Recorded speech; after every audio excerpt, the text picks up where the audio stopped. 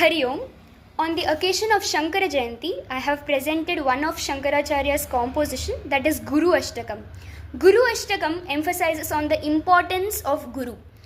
In this stotram, Shankaracharya refers to one line, that is Manaschenna Lagdam Gurorangri Padme Tatah Kim Tatah Kim Tatah Kim Tatah Kim, meaning one is always engaged in worldly pleasures and activities. But if one is not devoted to the lotus feet of his Guru, if one is not purely devoted to his Guru, he is of no use. He is of no use. Shankaracharya exclaims this point in each and every verse of this Ashtakam. Ashtakam has 8 verses, and in each and every verse he exclaimed this point on this last line.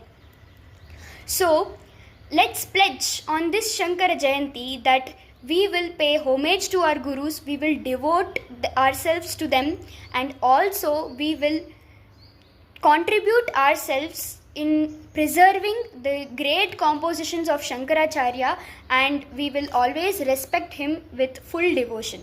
Thank you. न भोगेन योगेन वावादिराजौ न कान्तामुखेनैव वित्तेषु चित्तम्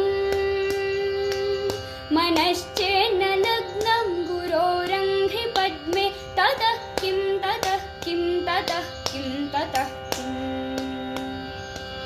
अरण्येन वा स्वस्य गेहेन कार्ये न देहे मनोवर्तते मे त्वनर्घ्ये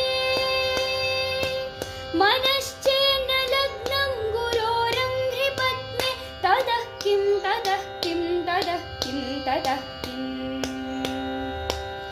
गुरोरष्टकं यः पठेत् पुण्यदेही यतिर्भूपतिर्ब्रह्मचारी च गेही लभेद्वाञ्छितार्थं पदं ब्रह्म संज्ञं गुरोरुक्तवाक्ये मनो यस्य लग्नम्